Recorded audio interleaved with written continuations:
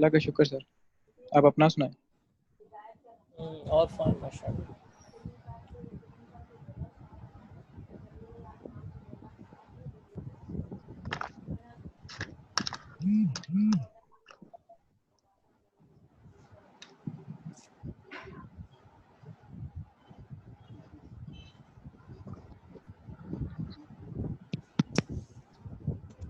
अच्छा जी, कोई सवाल from yesterday's lecture?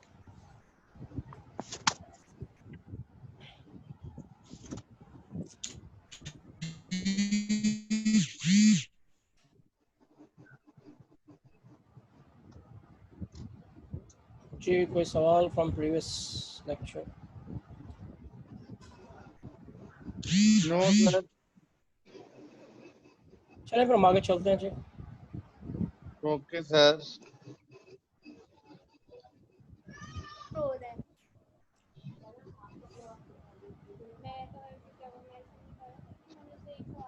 Sir screen नहीं शेयर हो रही।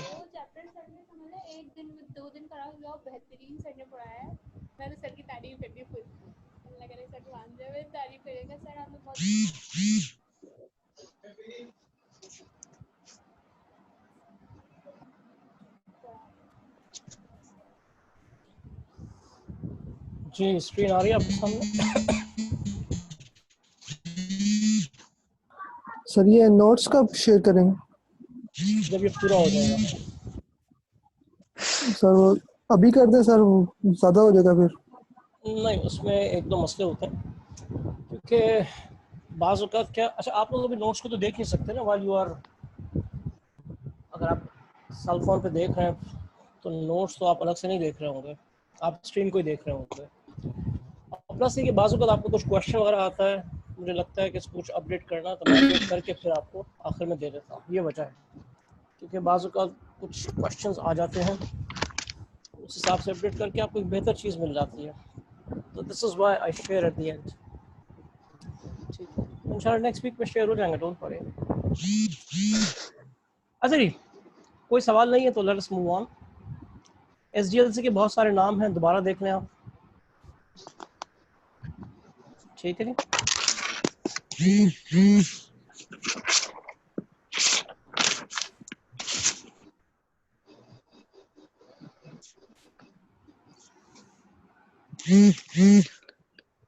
और ये सिनेरियोज भी आपने देखे हैं। तो हो सकता है कि फर्स्ट टाइम कंप्यूटराइजेशन हो रही हो, ये भी हो सकता है कि एक पुराना सिस्टम था उसको हटा के नया सिस्टम लगाया जा रहा हो, और ये भी सिचुएशन है कि कुछ सिस्टम बना हुआ था, बाकी हिस्सा बना के इसमें हम लगा रहे हैं।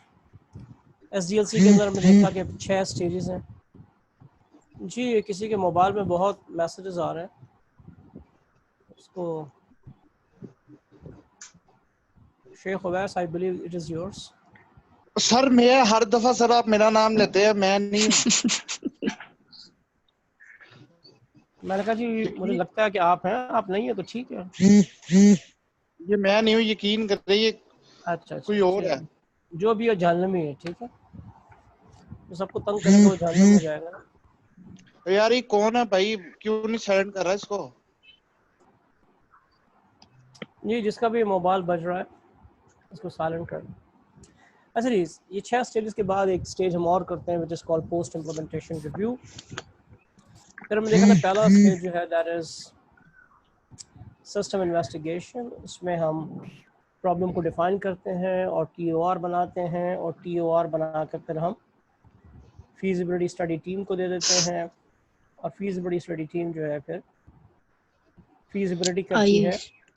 और हमने ये कहा था कि जो चीज़ें लिखी हुई है TOR में, ये करने के लिए आपको 7 एरियाज़ में फीजिबिलिटी करनी पड़ेगी, और जब आप 7 एरिया में फीजिबिलिटी करेंगे तो ये 12 चीज़ें आंसर हो जाएंगी। ये मैं क्यों कह रहा हूँ, कल भी कहा था, अभी भी कह रहा हूँ, और एक बार फिर रिपीट कर रहा हूँ कि TOR में हमने ये 10-12 चीज़ें दी हैं। इस पर काम करने के लिए आप 7 एरियाज़ में फीजिबिलिटी करते हैं और फिर ये चीज़ें आंसर हो जाएंगी। ठीक, तो टेक्निकल फीजिबिलिटी हमने पढ़ लिया था। टेक्निकल फीजिबिलिटी में आप बेसिकली देखते हैं फिर सिस्टम हम बनाने जा रहे हैं, इसके लिए जो हार्डवेयर चाहिए, जो सॉफ्टवेयर चाहिए, जो नेटवर्क चाहिए, वो चीज़ें हमारे पास अवेलेबल हैं आज भी और कल भी। ठीक, और हमारा काम हो सकता है, जितने भी हमारे पास यूज़र हैं, जितना भी वॉल्यूम है, जितने भी रिकॉर्ड्स हमें रखने हैं वो हैंडल हो सकते हैं।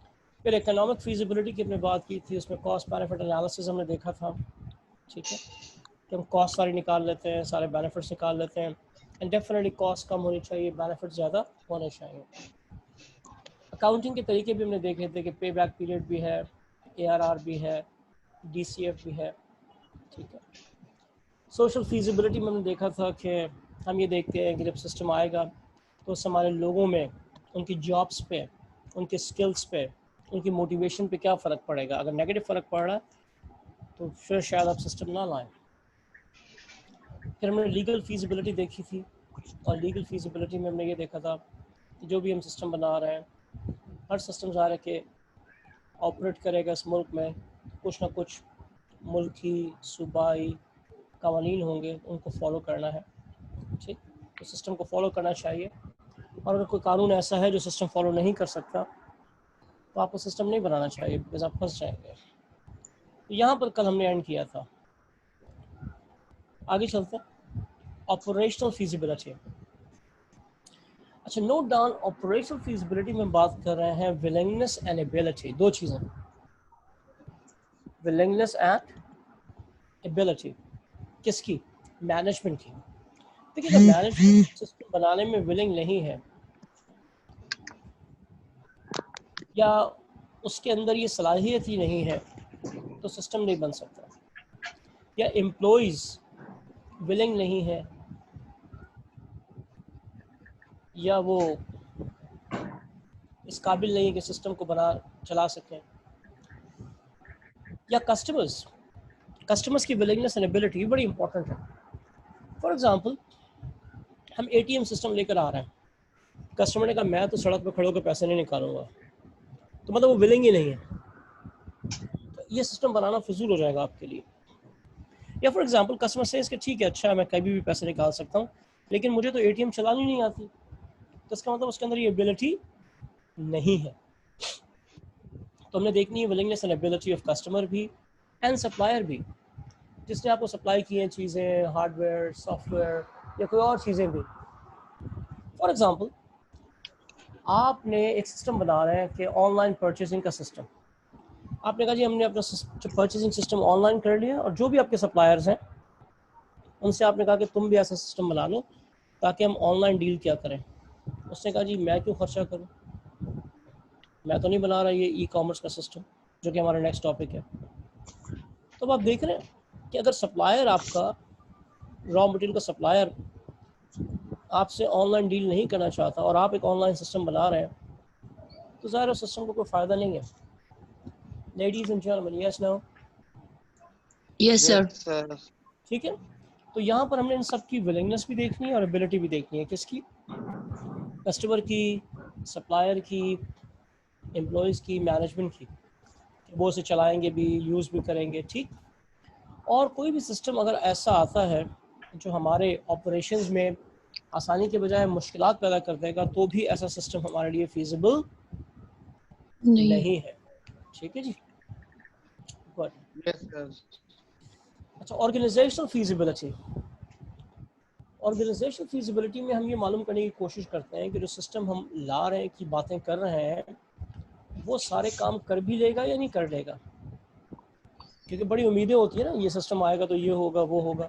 तो हम यहाँ पर ये डिटर्मिन करने की कोशिश करते हैं कि वाकई ही सारे काम हो भी जाएंगे या नहीं हो जाएंगे, क्या हमारे बिजनेस के ऑब्जेक्टिव्स पूरे हो जाएंगे या नहीं हो जाएंगे, सिस्टम हमारे इदारे में एग्जिस्टिंग कंडीशंस में सेट हो जाएगा या नहीं हो जाएगा। फॉर एग्जांपल, मैं आपसे कहता हूँ मैं आपको दुनिया का बेहतरीन बैंकिंग सिस्टम देता हूँ, लेकिन आप अपने सारे लोगों को निकाल दें, सारे नए लोगों को रखें, तो आप बोलेंगे यार ऐसा सिस्टम नहीं चाहिए, मुझे ऐसा सिस्टम चाहिए कि जिसको लगाने में मुझे इदारे में कम से कम चेंजेस करनी पड़े।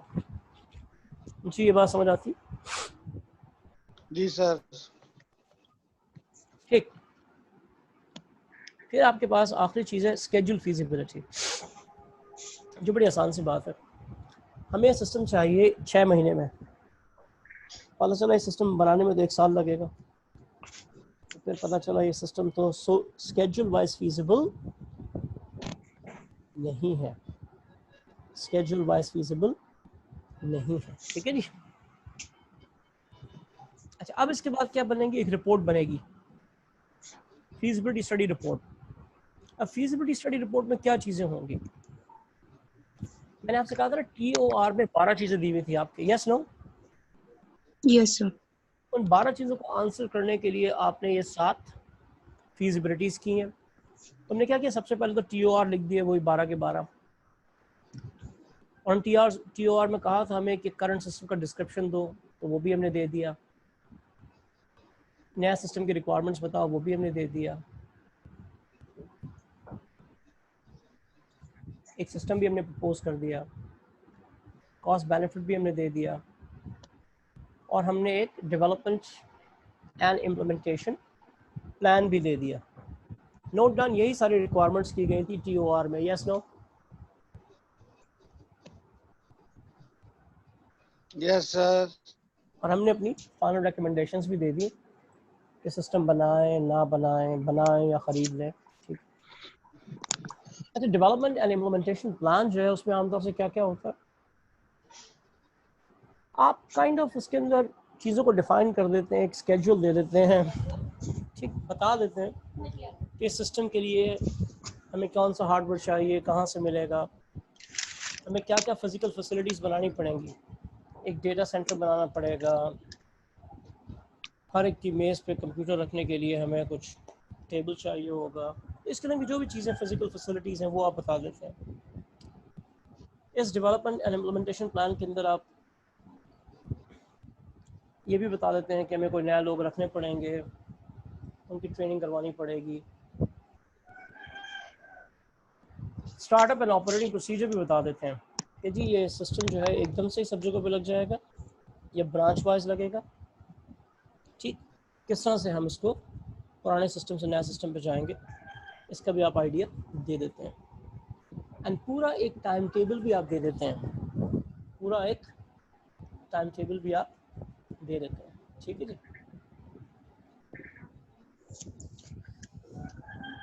जी, यहाँ तक चीज़ क्लियर है?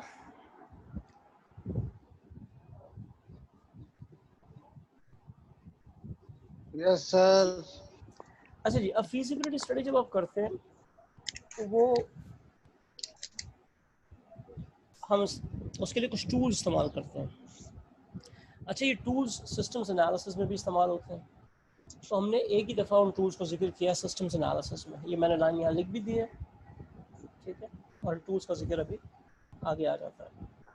अच्छा, अब पता चला कि हमारा system technically, economically, legally, operationally, organisationally, schedule wise feasible है, तो उसका मतलब है हम सिस्टम को बनाएंगे, हम आगे बढ़ेंगे। यस, आगे बढ़ेंगे तो नेक्स्ट स्टेप आ जाता है आपके पास सिस्टम्स एनालिसिस।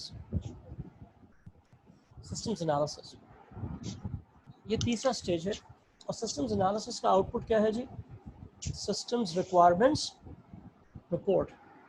अब आपके पास बिल्डिंग की या इस सिस्टम की एक एक डिटेल सामने आ जाएगी कि इसमें कितनी खिड़कियाँ, कितने दरवाजे, इसी तरह से सिस्टम की सारी डिटेल्स इसमें आ जाएंगी। और यहाँ कुछ पॉइंट्स मैंने लिखे हैं, पढ़ लेते हैं।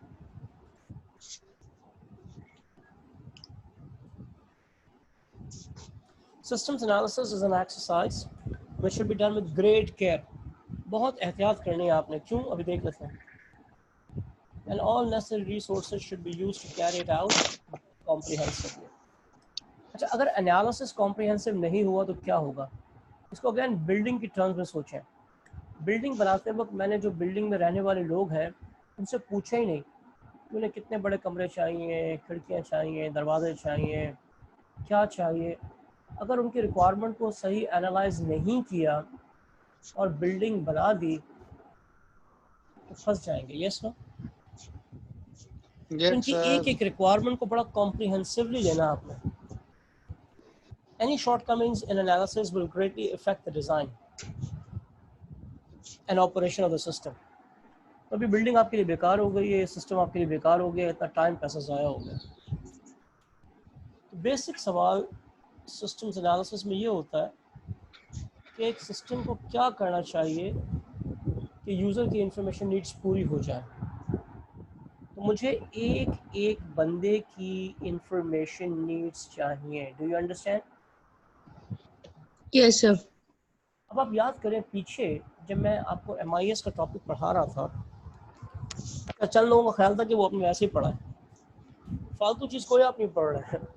ठीक, कुछ चीज़ें हो सकता है डायरेक्टली एग्जामिनेबल हो, कुछ चीज़ें हो सकता है डायरेक्टली एग्जामिनेबल ना हो, लेकिन हर एक की यूटिलिटी है। क्या आपको याद है वहाँ पर आपने पढ़ा था पीछे information requirements of different levels of management? ये टॉप वालों की जो रिक्वायरमेंट्स हैं वो समराइज्ड होती हैं, फ्री और अनस्केड्यूल्ड होती हैं। याद आ रही है बातें? नीचे वालों की इंफॉर्मेशन रिक्वायरमेंट्स हिस्टोरिकल होती हैं, डिटेल्ड होती हैं, कंट्रोलिंग के लिए होती हैं, ऊपर वालों की प्लानिंग के लिए होती हैं। Yes no? Yes sir. Yes, sir. ठीक है ना? तो सारी की सारी इंफॉर्मेशन देखिए हम कैसे चल रहे हैं, हम ऐसे चल रहे हैं, थोड़ा सा अब आपको बात समझ में आ जाएगी कि हमने ना सारे मसाले समझ लिए हैं। ज़रा घरेलू एग्जाम्पल, सारे मसाले समझ लिए हैं कि ये नमक है, ये मिर्च है, ये स्पाइसेस हैं। अब हम उन्हें मिलाकर खाना बना रहे हैं। Do you understand? Yes, sir. है ना? आपने समझ लिया ये हार्डवेयर है, ये सॉफ्टवेयर है, ये नेटवर्क है, ये इंफॉर्मेशन रिक्वायरमेंट्स है। अब इनको मिलाकर हम बना रहे हैं एक system. Yes no? Yes, sir. तो ये थी हमारी अप्रोच। ठीक है, और चलते जाएं। आप लोगों के जहनों में बहुत सारे सवालात हैं। जैसे एक सवाल ये भी आ रहा था कि क्वेश्चंस करें ना करें, रुक जाएं, हर चीज़ बहुत सिस्टमैटिकली होगी। रेस्ट अश्योर्ड आपके साथ तजुर्बा नहीं हो रहा है, you are in safe hands अल्हम्दुलिल्लाह। ठीक है ना? तो जो कहा जा रहा है बस करते रहें। तो हमने सारे मसाले hardware, software, network, MIS, data storage approach सब समझ लिया। अब इसको मिला जुला कर हमने मिला जुला के सिस्टम बना लेना है। ठीक है, तो सिस्टम्स एनालिसिस में आपने सबकी रिक्वायरमेंट्स मालूम करनी है, और एक जनरल आइडिया हमें रिक्वायरमेंट्स का है कि जो जितना सीनियर आदमी होगा उसको प्लानिंग रिलेटेड इन्फॉर्मेशन चाहिए होगी, उसको समराइज इन्फॉर्मेशन चाहिए होगी, उसको लेस एक्यूरेट इन्फॉर्मेशन चाहिए होगी, और जो जितना नीचे है उसे उतनी डिटेल इन्फॉर्मेशन चाहिए होगी, कंट्रोलिंग के लिए चाहिए होगी, ठीक, फ्रीक्वेंटली चाहिए होगी। अच्छा, ये देखिए पढ़ने में तो बहुत छोटा सा स्टेप है, लेकिन करने में ये एक बड़ा लंबा स्टेप होगा। तो अब आपने सिस्टम्स एनालिसिस जो करना है उसमें 3 एक्टिविटीज़ होती हैं। सिस्टम्स एनालिसिस में 3 एक्टिविटीज़ होती हैं। एक होती है फैक्ट फाइंडिंग, चीज़ें मालूम करना आपने, ये क्या है, वो क्या है, क्या क्या मालूम करना वो भी हम देखते हैं लिस्ट आगे। फिर आपने उस फैक्ट को रिकॉर्ड करना होता है, क्योंकि याद तो आप रख नहीं सकते। और फिर आपने इवैल्यूएशन करना होता है कि क्या चीज़ अच्छी है, क्या चीज़ बुरी है, बिकॉज जो अच्छी चीज़ है वो आपके नए सिस्टम में रहनी चाहिए, और जो बुरी चीज़ है वो नए सिस्टम में नहीं जानी चाहिए। क्या ये बात समझ आती है? Yes, sir. अच्छा, आज एक ही आवाज़ आ रही है, वैसे 3-4 आवाज़ें आती हैं। कहाँ हैं बाकी लोग? उन लोगों के माइक्स ऑफ तो नहीं है? सर हमने कहा इस तरह शोर हो जाए क्लास में। इस तरह क्या हो जाए? सर नहीं, शोर अच्छा ना हो क्लास में, इसलिए। अच्छा, खासे लोगों ने देर से ज्वाइन किया तो उनके माइक्स ऑफ है। मेरा ख्याल है इसमें वो लोग शामिल हैं जो यस सर बोल रहे होते हैं। हो और सकता है शेख सर। अवैस भी, हाँ, कुछ लोग डिस्कनेक्ट होकर कनेक्ट हुए हैं वापस। सर मैं हाजिर हो गया। जी जी, आप हाजिर हो गए थे, ये हमारी पता नहीं किस्मत का मसला है। अच्छा जी, तो आप 3 चीज़ें करनी होती हैं, fact finding, fact recording and fact evaluation. ठीक है, अच्छा 3 चीज़ें आपने 3 एरियाज में करनी होती हैं: organisational environment, present system, systems requirement. अच्छा, अब आप ये बात बताएं कि आपको ये बात समझ आ रही है कि आपने फैक्ट रिकॉर्डिंग करनी है इन तीनों चीज़ों के मुतालिक। जी, ये बात समझ आ रही है? Yes Yes, sir. सर। आपने फैक्ट फाइंडिंग करनी है इन तीनों चीज़ों के मुतालिक, आपने फैक्ट रिकॉर्डिंग करनी है इन तीनों चीज़ों के मुतालिक, और इवैल्यूएशन करना है इन तीनों चीज़ों के मुतालिक। ठीक है,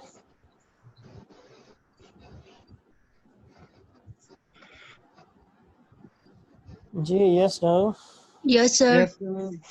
ठीक है, तो let us do organizational environment का एनालिसिस।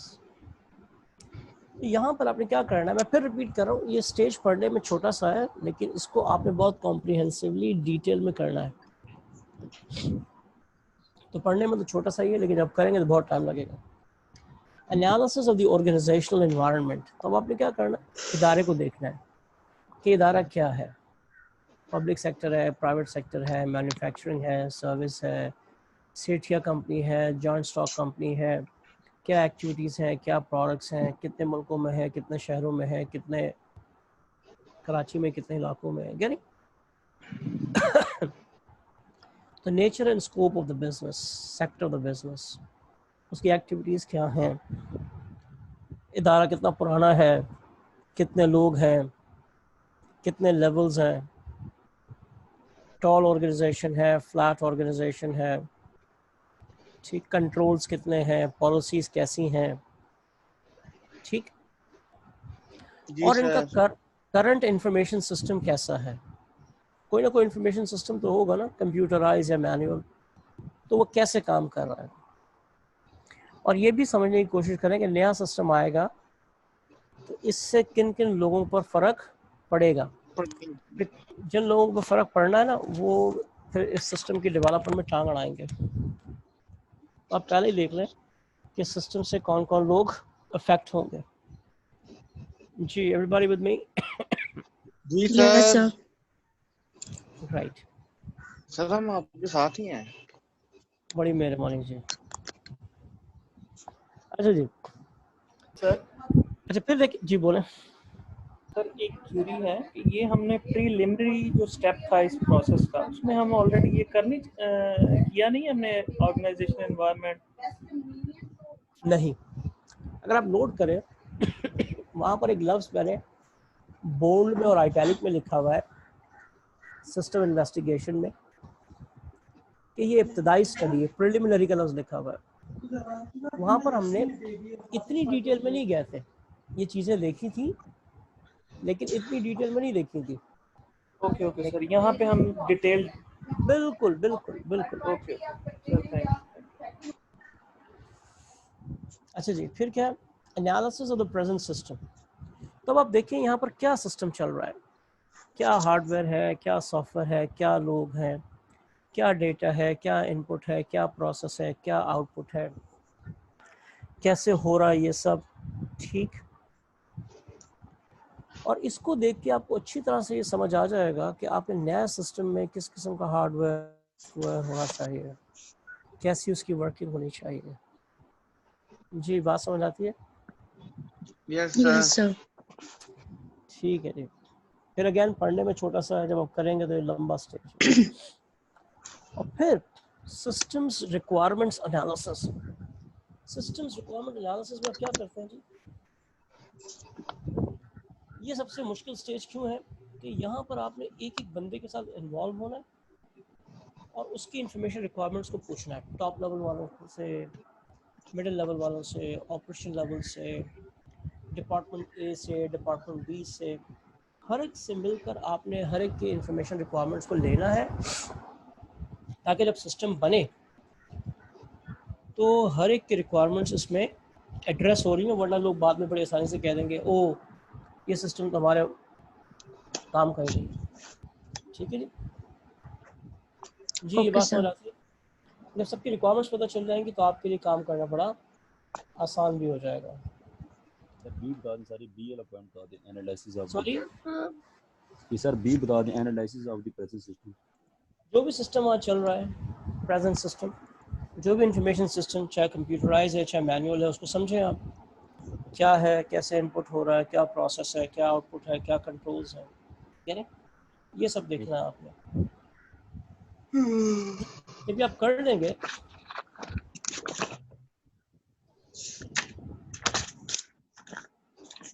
तो फिर आप फाइनल रिपोर्ट बनाएंगे।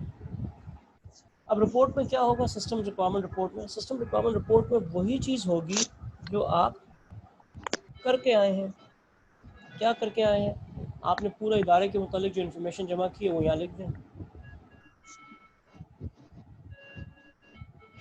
जो भी आपने प्रेजेंट सिस्टम के मुतालिक इन्फॉर्मेशन जमा की है वो आप यहाँ लिख दें, ठीक है जी। जो भी रिक्वायरमेंट्स आपने मालूम की हैं सिस्टम की वो यहाँ लिख दें। तो ये बन गई आपकी रिपोर्ट, ठीक है जी। एवरीवन?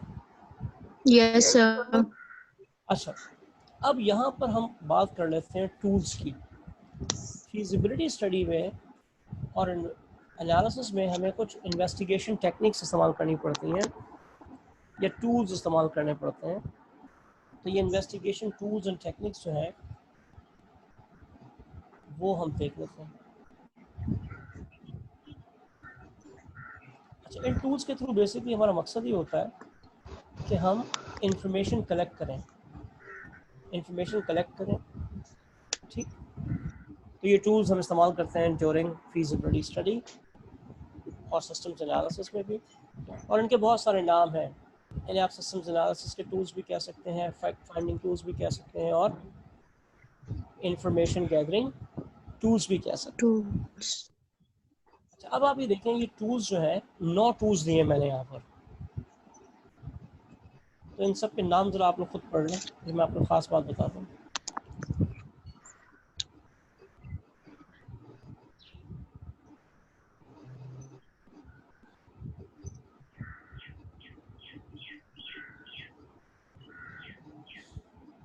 जी पढ़ लिया नाम आपने? सर पढ़ रहे हैं।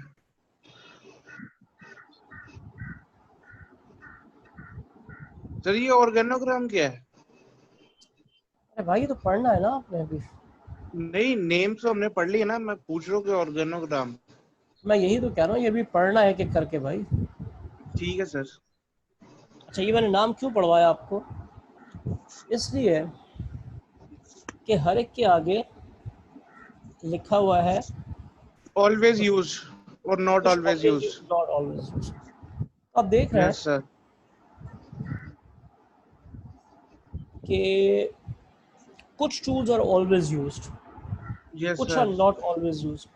ज़रूरत पड़ने पे वो यूज़ हो जाते हैं, अदरवाइज वो यूज़ हम नहीं करते, ठीक है जी। अच्छा, ऑलवेज यूज भी कई के आगे लिखा हुआ है, जिसका मतलब है कि जब भी आप एनालिसिस करते हैं तो किसी एक टूल से नहीं करते, मल्टीपल टूल्स यूज करते हैं। ये बात समझ आ गई? Yes sir. चलें, great. Let us discuss these one by one. पहला है ऑर्गेनोग्राम या ऑर्गेनाइजेशन चार्ट, ठीक है।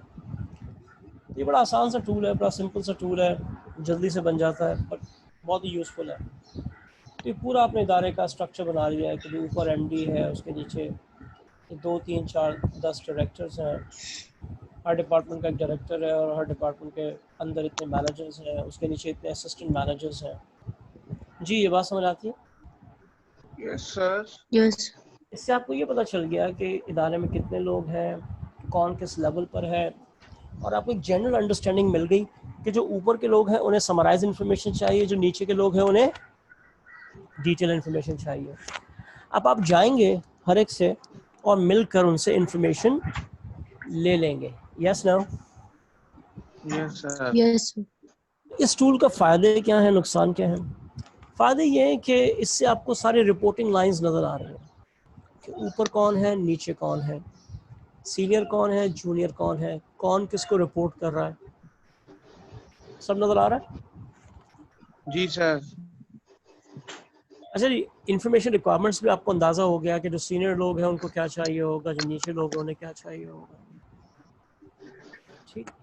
और आपको ये भी पता चल गया कि इस इदारे में कितने लेवल्स हैं। इस इदारे में कितने लेवल्स हैं जो भी आपके सामने हैं? सर 3 लेवल्स है ना। लेकिन ये मैनेजमेंट के लेवल हो सकता है, इसके नीचे कुछ वर्कर्स के लेवल भी हों, ठीक है। 12। जी सर। अच्छा, ये बड़ा सिंपल सा टूल है, इसका कोई ऐसा ड्रॉबैक नहीं है, वेरी क्विक इजी टूल।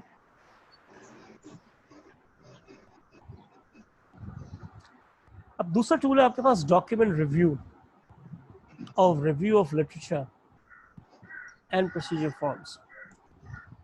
इस तरीके में क्या है कि मैं अगर सिस्टम्स एनालिस्ट हो तो आपके इदारे में आऊँगा और मैं आपसे कहूँगा आपके जो भी डॉक्यूमेंट्स हैं ना वो सारे आप मुझे दे दें। कोई भी आपके पास अगर मैनुअल है, सब लोग समझते हैं मैनुअल, जैसे सेल फोन का मैनुअल होता है जिसमें लिखा होता है कि क्या चीज़ कैसे करनी है, ऐसे हर इदारे का भी एक यानी कि मैनुअल। Operating manual.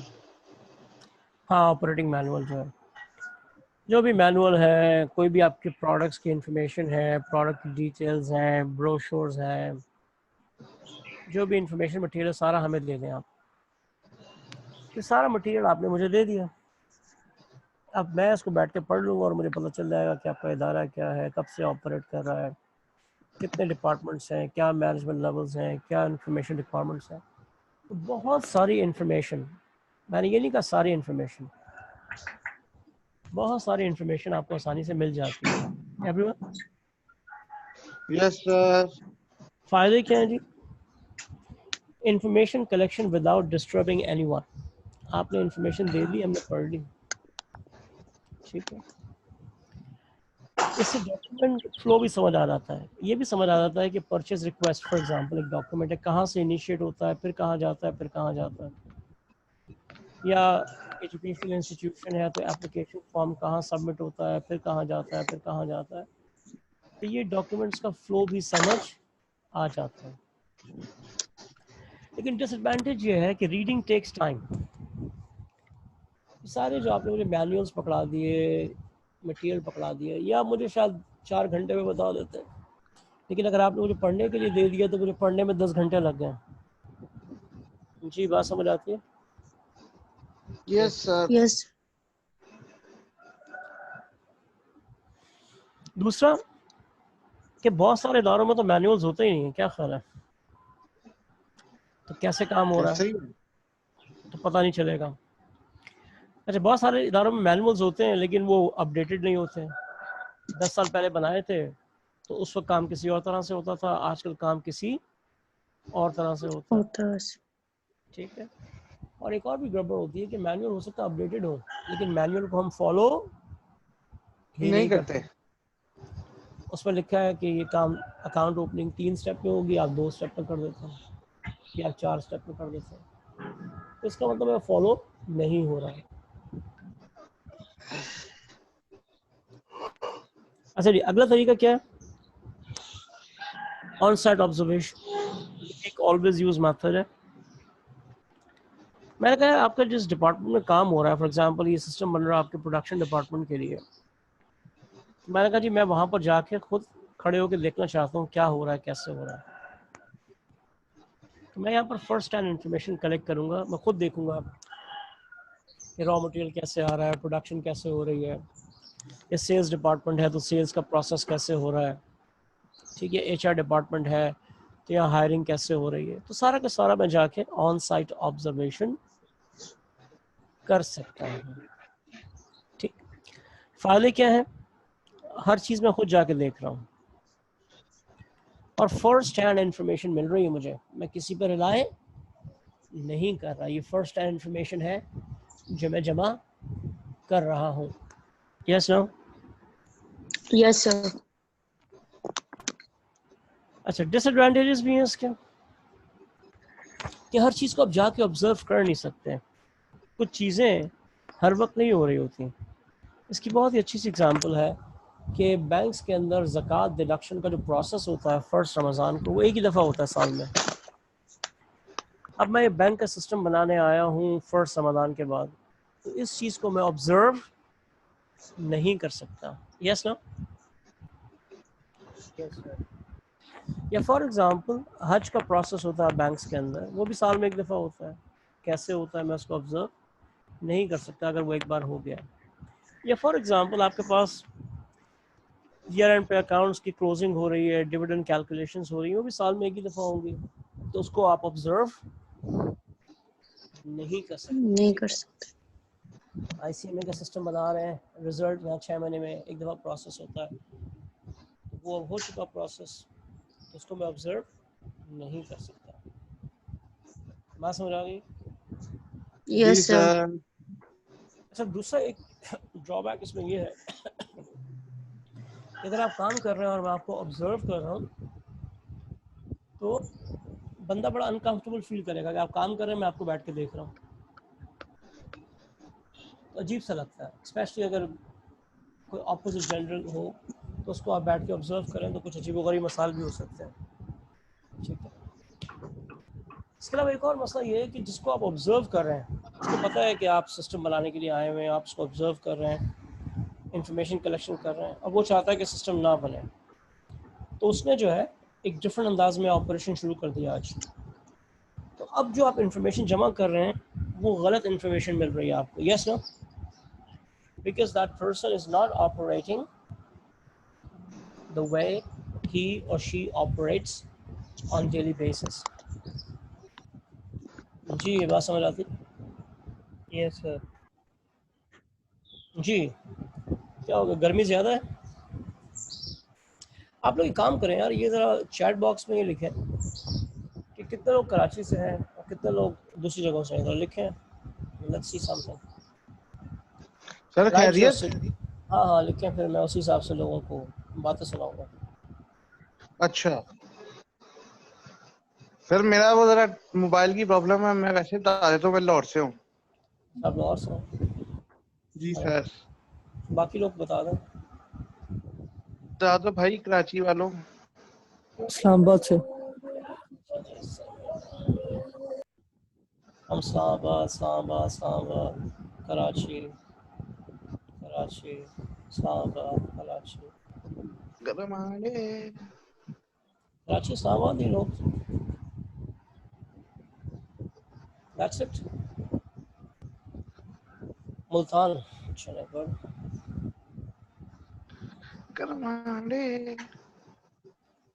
जी शेख वैस, ये आपने बिजनेस यहाँ शुरू कर दिया? सर नहीं सर, ये देख रहे हैं लोगों को आप बता रहे हैं कि आप लाहौर में क्या बेच रहे हैं। सर लाहौर का मैं अकेले ही हूँ। फिलहाल तो आप अकेले ही हैं, मैं ख्याल आपकी मौजूदगी में कोई और लाहौरी आ नहीं सकता। मुझे भी यही लग रहा है। उन्होंने कहा जी इस अंडे को ही बेच दो यहाँ पर, सबकी बदनामी करवाने के लिए आप काफ़ी है ना।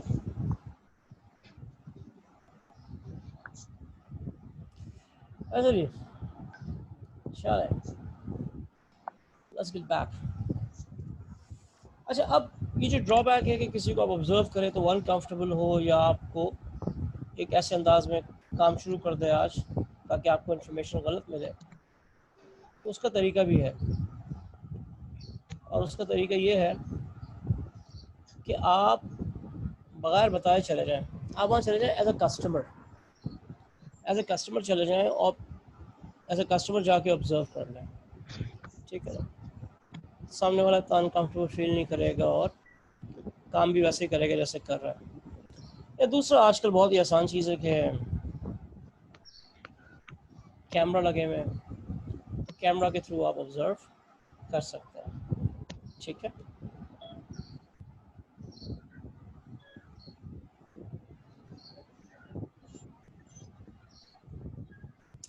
अच्छा इंटरव्यू, अगला तरीका इंटरव्यू है, बहुत ही अच्छा बेहतरीन तरीका है, हमेशा हम इस्तेमाल करते हैं, the finest and the oldest method. लेकिन ड्रॉबैक ये कि बहुत एक्सपेंसिव है, ये बहुत एक्सपेंसिव है। एक्सपेंसिव क्यों है?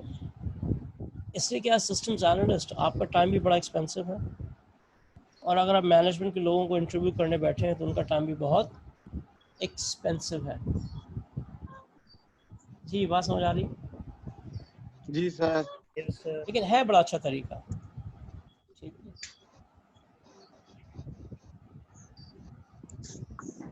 कुछ रूल्स आप याद रखें, कुछ पॉइंट्स आप याद रखें। जिसको भी इंटरव्यू करने जा रहे हैं अपॉइंटमेंट लेके जाएं, ये नहीं कि मुंह उठाए चले आए, आपने कहा जी मैं तो आ गया हूँ, ऐसा नहीं होना चाहिए। ठीक है ना, अपॉइंटमेंट के कल परसों 10 बजे हम मिलेंगे।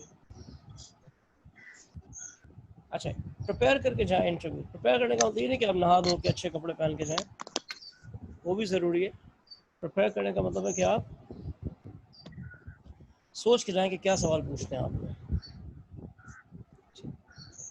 और रिलैक्स रहें, इंटरव्यू को भी रिलैक्स रखें, सवाल करके फिर खामोशी से सुने और इस चीज़ को समझने की कोशिश करें कि जो बंदा बता रहा है सिस्टम के मुतालिक बातें वो फैक्ट्स हैं या ओपिनियंस हैं।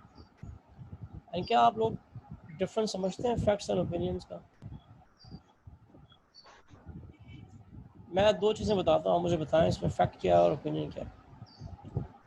मेरे ख्याल से पाकिस्तान 1947 में बना, ये क्या है? फैक्ट फैक्ट है। है ओपिनियन है?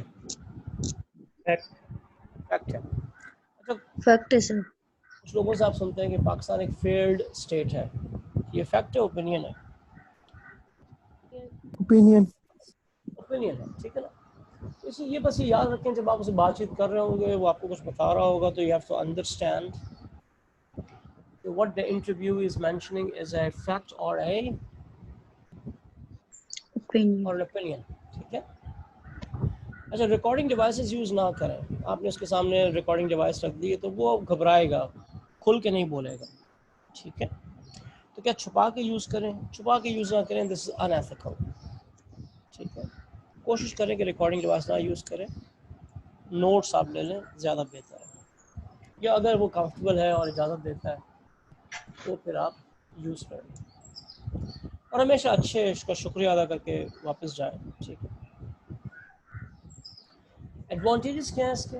फेस टू फेस कम्युनिकेशन है, फर्स्ट हैंड इंफॉर्मेशन मिलेगी आपको, और सबसे अच्छी बात है इसमें आपको वर्बल भी मिलेगा और नॉन वर्बल भी मिलेगा।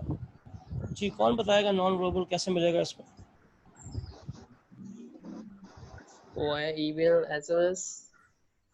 द वे ही आंसर्स, वो आंसर देने से पहले थोड़ा सा उसने मुंह बनाया या बताते बताते घबरा गया, you know, expressions.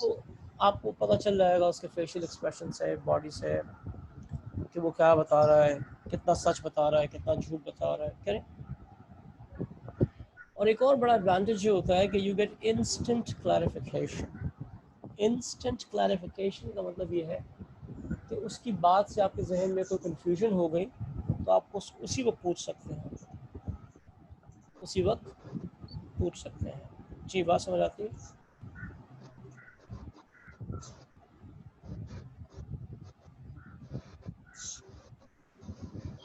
Ji, yes no? Yes sir. Yes sir. अच्छा जी, डिसएडवांटेजेस क्या है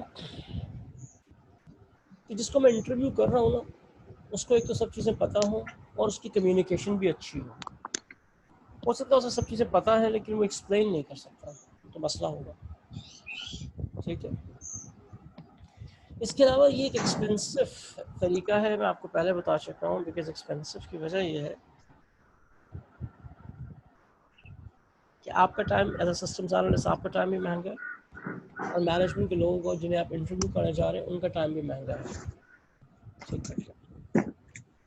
अच्छा, एक और भी इसमें ड्रॉबैक ये है कि कॉन्ट्रडिक्शंस आ जाते हैं। आपने मार्केटिंग मैनेजर को इंटरव्यू किया, उसने कुछ और बताया, फाइनेंस वाले को उसने कुछ और बताया, प्रोडक्शन वाले को इंटरव्यू किया, उसने कुछ और कहानी सुना दी। तो अब यहाँ पर कॉन्ट्रडिक्शन आ गया। जी, क्या ये बात समझ आती है? जी सर। गुड। इसका इलाज है ग्रुप वर्क सेशन और यूजर वर्कशॉप या ग्रुप इंटरव्यू। और जैसा मैंने आपसे कहा कि ये हमेशा इस्तेमाल नहीं होता, कभी कभी इसको हम इस्तेमाल कर लेते हैं। इसमें क्या होता है, नाम में लिखा है ग्रुप इंटरव्यू, तो मैं 2, 4, 5 लोगों को जो कि रेलेवेंट हैं, जिनका काम एक दूसरे से मिलजुल कर करना है, उनको एक साथ बिठा लेता हूँ और एक साथ इंटरव्यू कर लेता हूँ। जैसे एग्जांपल भी दिए कि फाइनेंस का और मार्केटिंग का और प्रोडक्शन के लोगों को एक साथ बिठा लिया, तो एक साथ बिठा लिया तो अब मैं एक साथ पूछ लूँगा उनसे। फ़ायदा क्या है? अगर तो बहुत सारे लोगों से एक साथ इन्फॉर्मेशन मिल जाएगी आपको, अगर कोई कॉन्ट्रडिक्शन आएगा तो वो फ़ौरन ही रिजॉल्व भी हो जाएगा। कॉन्ट्रडिक्शन क्या होती है? कॉन्ट्रडिक्शन का मतलब है इख्तलाफ। फॉर एग्जांपल, फाइनेंस वाला कह रहा है कि जी हम पेमेंट जो है 45 दिन में कर देते हैं, मार्केटिंग वाला कह रहा है जी पेमेंट तो हम जो प्रोडक्शन वाला कह रहा है जी हम जो रॉ मटेरियल लेते हैं उसके लिए पेमेंट हमारे 50 दिन में हो रही होती है, तो कॉन्ट्रडिक्शन आ गया। एक कह रहा है कि जी हम 50 दिन में पेमेंट करते हैं, कह रहा है हम 45 दिन में करते हैं। तो इसके अंदर जो कॉन्ट्रडिक्शंस आएंगे वो फ़ौरन के फ़ौरन रिजॉल्व हो जाते हैं। ठीक है, यस लेकिन ड्रॉबैक क्या है कि 3-4 बड़े बड़े मैनेजर्स को एक साथ जमा करना मुश्किल काम होता है, और फिर ये सेशन भी एक लंबा सेशन होता है, 5-6 घंटे का सेशन होता है कम से कम। तो इतनी देर के लिए इतने सारे लोगों को एक जगह पे जमा करना ज़रा मुश्किल काम है। ठीक है जी। अच्छा जी, फिर आपके पास एक चीज़ है प्रोटोकॉल एनालिसिस। प्रोटोकॉल एनालिसिस आपने बचपन में देखा होगा, अगर आपने थोड़ा सा साइंस वाइंस पढ़ी है तो लैब्स में ऐसा ही होता है। प्रोटोकॉल लैब में क्या होता है कि टीचर आपको एक्सपेरिमेंट करके दिखाते हैं कि पहले आपने ये करना है, फिर ये करना है, फिर ये करना है, और आप सवाल भी पूछते हैं।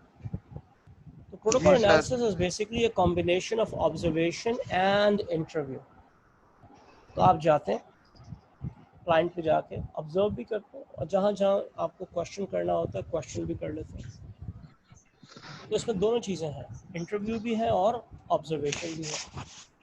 और ज़ाहिर है फिर इसके एडवांटेजेस एंड डिसएडवांटेजेस में ऑब्जर्वेशन के और इंटरव्यू दोनों के एडवांटेजेस डिसएडवांटेजेस शामिल हैं।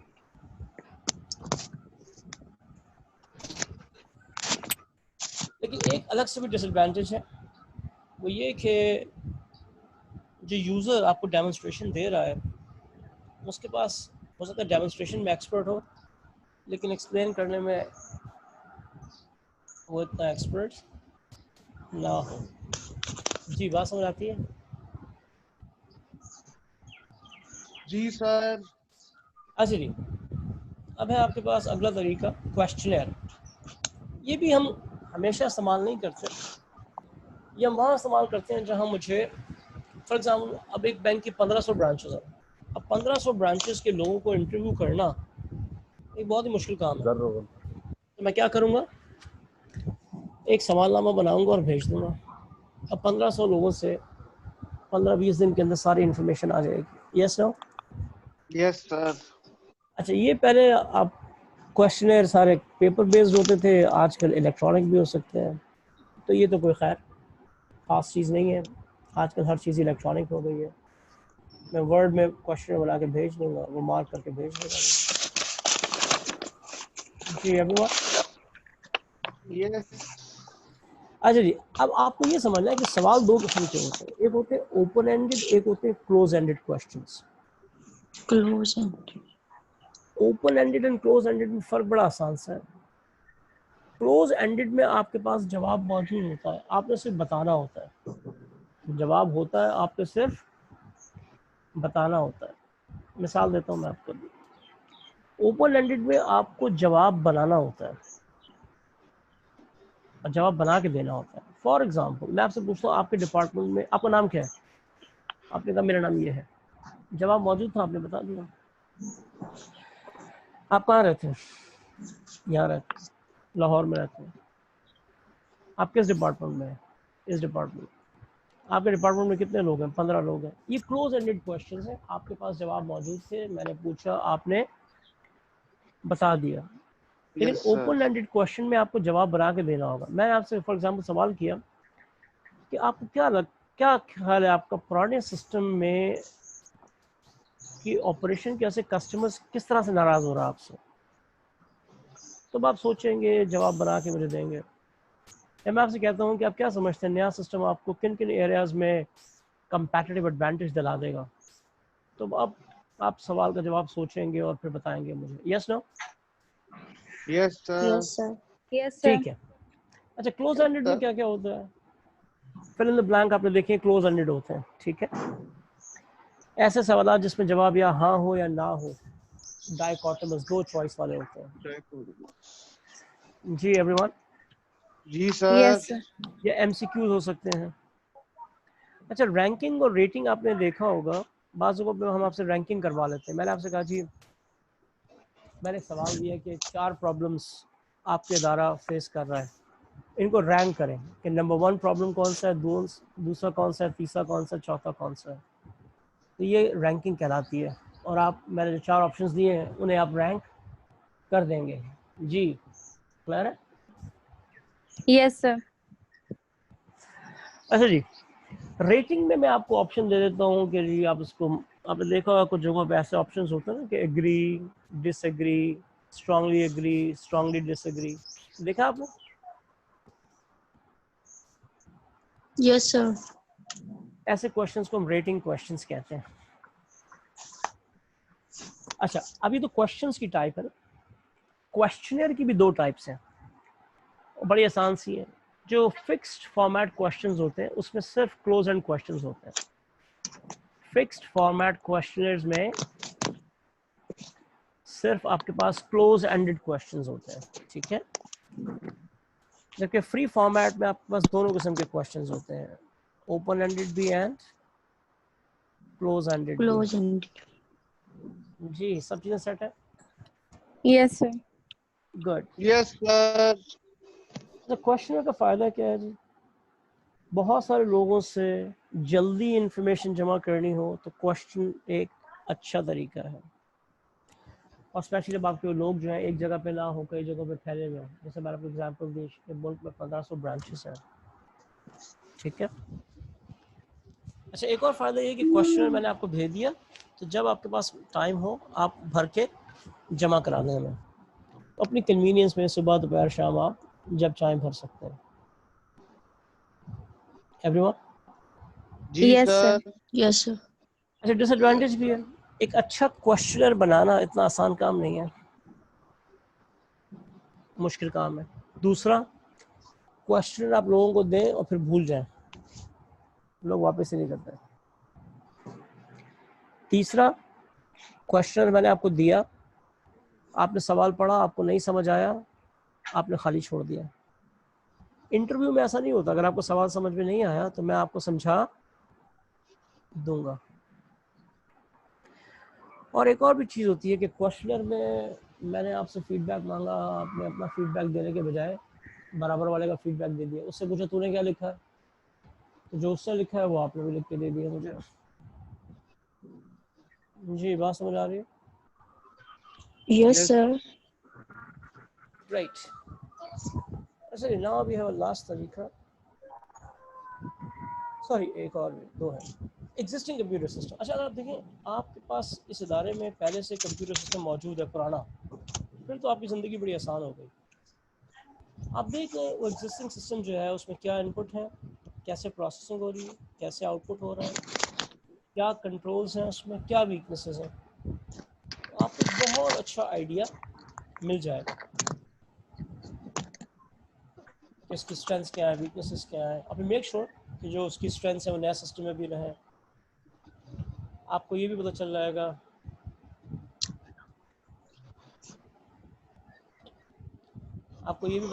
कि एग्जिस्टिंग सिस्टम की स्टोरेज कैपेसिटी कितनी है, उसमें एरर्स कितने हैं, उसमें क्रैशेस कितने हैं। तो आपको सारी इन्फॉर्मेशन मिल गई, सारी जी इन्फॉर्मेशन मिल जी। गई। तो अब आपने इस सिस्टम की सारी अच्छाइयाँ जो है नया सिस्टम में रखनी है और कोशिश करनी है कि इसकी जो बुराइयाँ हैं वो नया सिस्टम में ना आए, ठीक है जी? अच्छा, आखिरी तरीका है रिक्वायरमेंट्स क्रीप। ये कोई ख़ास, ये तरीका जो है ना मजबूरी है, आप चाहें ना चाहें रिक्वायरमेंट्स आती ही रहती हैं। क्या ख्याल है? आपने सारा का सारा एनालिसिस कर लिया, सब कुछ कर लिया, इसको यूँ समझे कि आप बिल्डिंग बना रहे हैं ना, बिल्डिंग का डिज़ाइन बन गया, कंस्ट्रक्शन शुरू हो गई, फिर भी रिक्वायरमेंट्स आपके जहन में आती रहेंगी। क्रीप करने का मतलब होता है रेंगते हुए आना। तो रिक्वायरमेंट्स रेंगते रेंगते रेंगते आती रहती हैं। क्या ये बात समझ आ रही है? Yes sir. तो ये आपके यस पास सर। चीज़, ठीक है ना? तो आप चाहें ना चाहें रिक्वायरमेंट्स आपके सामने आती रहेंगी और उन्हें भी आपने हैंडल करना है। जी एवरीबॉडी? सर ब्रेक ले लीजिए। चलिए सर ग्रेट, ब्रेक ले लीजिए। Let's take yes a sir. Little break और उसके बाद फिर हम आगे शुरू करते सर हैं ब्रेक डिजाइनिंग। जरा 15 मिनट्स। 10 मिनट का करो यार, ज़्यादा लंबा ना करो, ठीक है? ओके। तो बच्चों ने नाश्ता वगैरह करना है ना, तो 15 मिनट्स।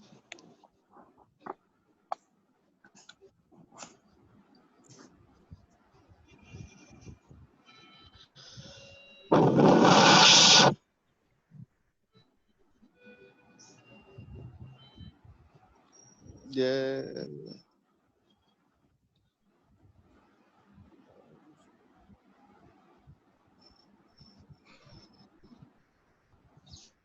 मैंने पूछो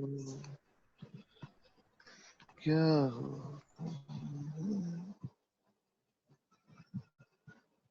बिना दिन के जिए जाना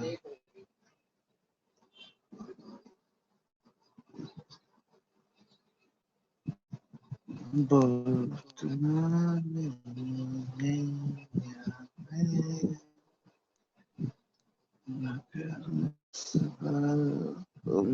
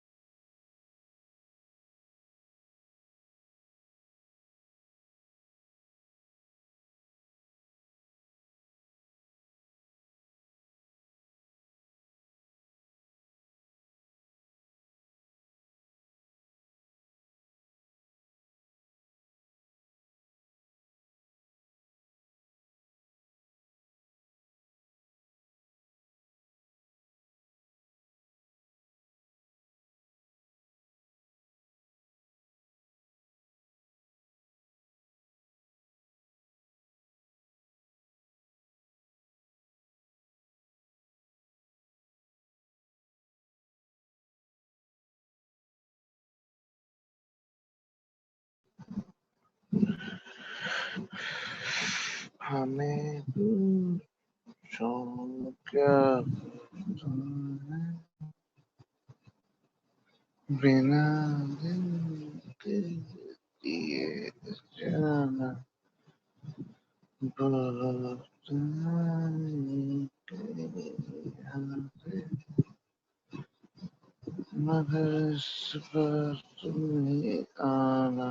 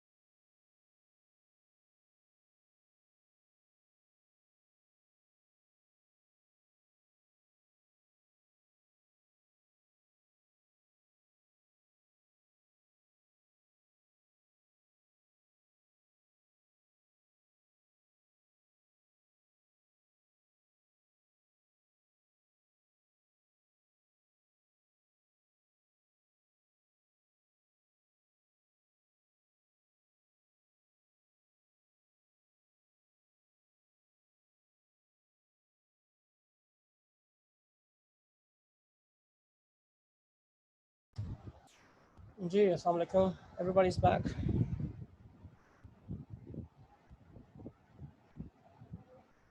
Yes, sir. चलो great. I think people had full 15 minutes break. Yes, sir. चलो great. अब जो टॉपिक है ना आगे थोड़ा सा ये टेक्निकल भी है और एक अच्छी बात ये है कि पीछे हम डेटा स्टोरेज पढ़कर आ गए, उसका मेजर पोर्शन हमें यहाँ फिट करना है, ठीक है। जो मैंने शुरू में भी कहा था कि अपने सारे मसाले समझ लिए, अब मसालों को उनकी जगहों पर रखना है ताकि सालन बन जाए। अच्छा जी, सिस्टम्स एनालिसिस आपने किया और आपको मिल गई एक सिस्टम्स। नहीं हो रही, अच्छा सॉरी, स्क्रीन शो नहीं हो रही सर। जी जी जी आ गई। आपने सिस्टम्स एनालिसिस करके सिस्टम रिक्वायरमेंट रिपोर्ट बना ली है। अब उस रिपोर्ट की बेसिस पे आप जाएंगे सिस्टम डिज़ाइनिंग के लिए। अगर आप सिस्टम डिज़ाइन करेंगे तो आपका सिस्टम स्पेसिफिकेशन यानी सिस्टम की डिटेल्स आ जाएंगी आपके पास। नोट डाउन सिस्टम्स एनालिसिस में अब बेसिक क्वेश्चन वाज व्हाट, क्या चाहिए यूज़र को, और डिज़ाइन में क्या है हाउ, कि कैसे यूज़र की रिक्वायरमेंट्स पूरी होंगी। तो यहाँ पर आपने बिल्डिंग डिज़ाइन करनी है, यहाँ पर आपने सिस्टम डिज़ाइन करना है, ऐसी बिल्डिंग डिज़ाइन करनी है, ऐसा सिस्टम डिज़ाइन करना है जो कि यूज़र की नीड्स को पूरा कर दे, ठीक है जी। अब डिज़ाइनिंग होती है दो फेजेस में, मैं बार बार बिल्डिंग के एग्जांपल लूँगा ताकि आप आसानी से समझ जाएं। एक होता है लॉजिकल डिज़ाइन फेज और एक होता है फिजिकल डिज़ाइन फेज। अच्छा, लॉजिकल डिज़ाइन फेज और फिजिकल डिज़ाइन फेज के पहले फ़र्क समझ लें, फिर डिटेल्स देखते हैं। अगर आप एक बिल्डिंग बना रहे हैं तो आपके जहन में 50 डिज़ाइन आते हैं, यस नो? कि यार मैं Yes, sir. ऐसे बना सकता हूँ, ऐसे भी बना सकता हूँ, और उनको फिर आप चेक करते हैं और चेक करने के बाद आपको पता चलता है यार इनमें से एक डिज़ाइन जो है ना ये बेहतरीन है, और फिर उसको आप फाइनल कर लेते हैं बेहतरीन डिज़ाइन को, और फिर उस डिज़ाइन की एक एक एक एक डिटेल पे काम करते हैं आप, ठीक है। तो ये कहलाती है आपकी physical designing and logical designing. Logical design में आपने कई डिज़ाइन सोचे, उन्हें इवैल्यूएट किया, उनमें से एक बेहतरीन चूज़ किया और बेहतरीन वाले को आपने फाइनल करके उस पर काम शुरू किया। This is called physical designing. जी बात समझ आई? जैसे कायदे आज़म के बाज़ार के भी ना 80 डिज़ाइन आए थे, लॉजिकल डिज़ाइनिंग में 80 डिज़ाइन आए थे, फिर एक दो को फाइनल करके आपने उस पर काम किया, दैट वाज फिजिकल डिज़ाइनिंग, ठीक है जी। तो लॉजिकल डिज़ाइनिंग में क्या होता है कि आप बहुत सारे सोल्यूशन सोचते हैं कि हम यूज़र के रिक्वायरमेंट्स को ऐसे पूरा कर लें, ये हार्डवेयर लगा लें, ये सॉफ्टवेयर लगा लें, ऐसे कर लें, अगर हम ये सिस्टम लगाएंगे तो उसमें ऐसे इनपुट होगा, ऐसे प्रोसेस होगा, ऐसे आउटपुट होगा, ऐसे इंफॉर्मेशन फ्लो होगी, यानी ये सारे के सारे काम कैसे होंगे। तो ये आपने सोचना होता है और 3-4 डिज़ाइन आप सोचते हैं, और फिर उनमें से आपको लगता है कि एक डिज़ाइन जो है बेहतरीन है यूज़र के नीड्स के हिसाब से, इसमें इनपुट प्रोसेस आउटपुट कंट्रोल सब चीज़ें जो है यूज़र के हिसाब से बेहतरीन होंगी। तो फिर आपने उसको एक को फाइनल कर लिया है, जिस एक को आपने फाइनल कर लिया है अब आप उसकी जाएंगे फिजिकल डिज़ाइनिंग पे।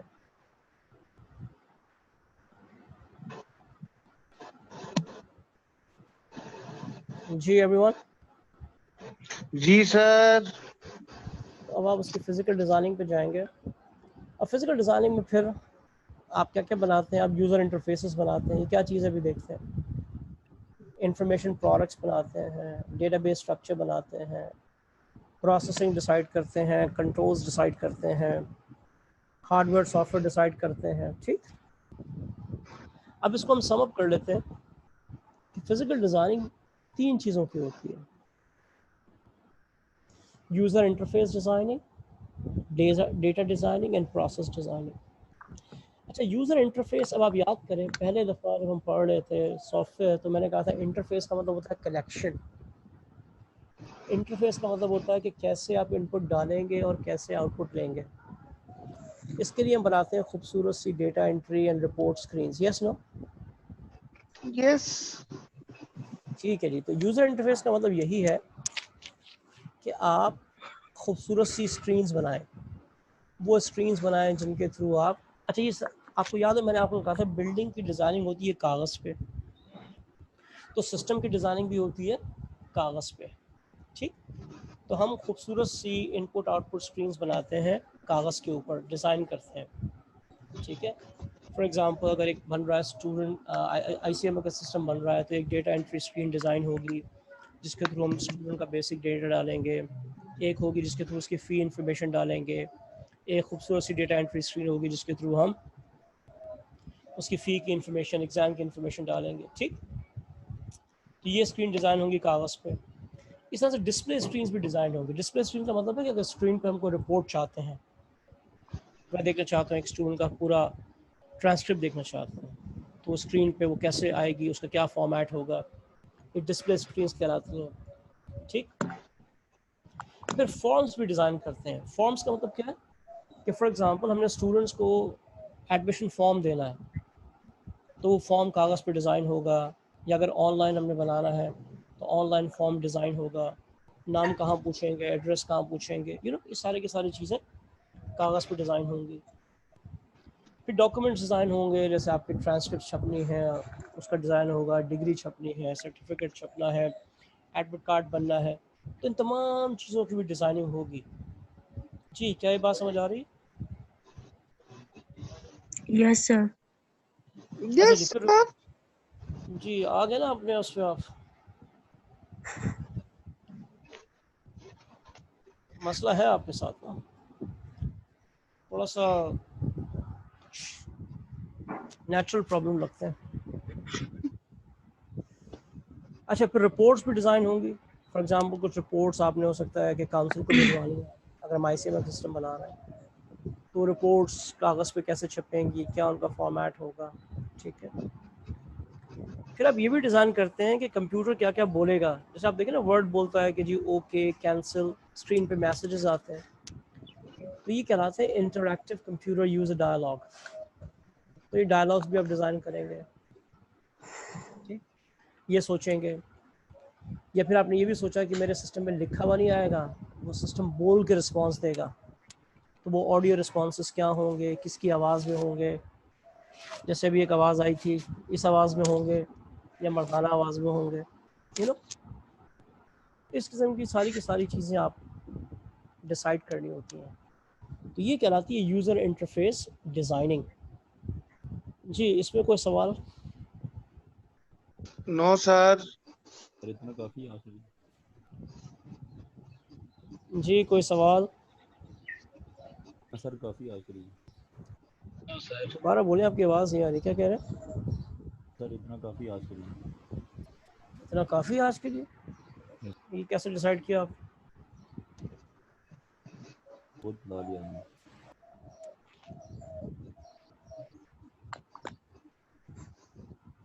एक चीज़ और, चीज़ क्या है, अगली तो डेटा डिज़ाइनिंग है।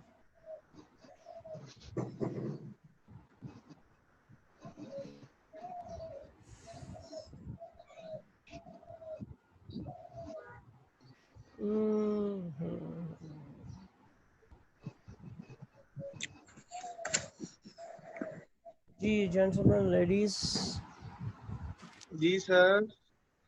ये डेटा डिज़ाइनिंग पढ़नी चाहिए हमें? सर जैसे आपका मूड है। सर इतना नहीं काफ़ी। सर, नहीं पढ़नी चाहिए सर, बहुत हो गया। सर आज के लिए काफी है। टाइम ऐसा खासा अभी हमारे पास, हमने ब्रेक भी लिया है, तो ये अनजस्ट हो जाएगा, लेकिन ये भी सर देखना है कोई कि बात नहीं सर।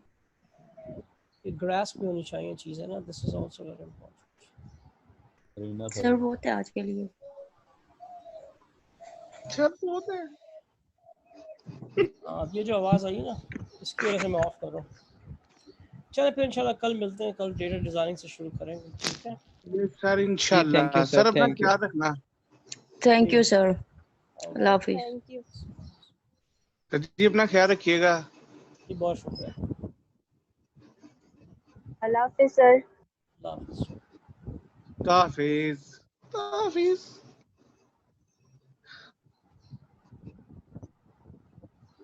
माशाल्लाह वैरायटी हो गई।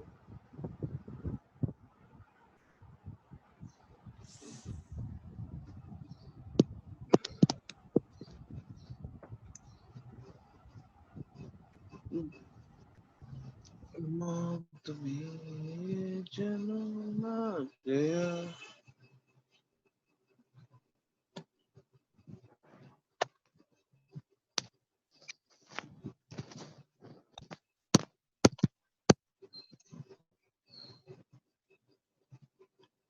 Yeah.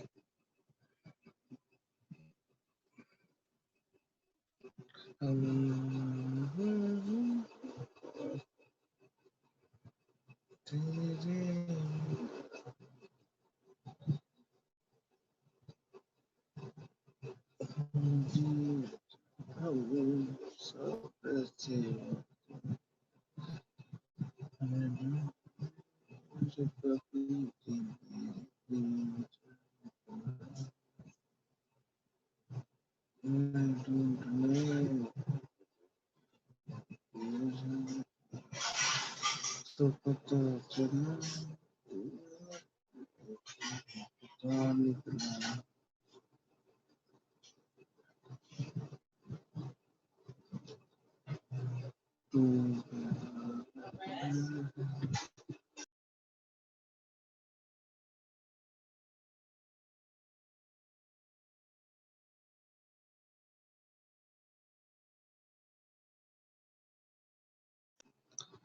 तो प्यार है किसी और का मैं चाहता कोई और है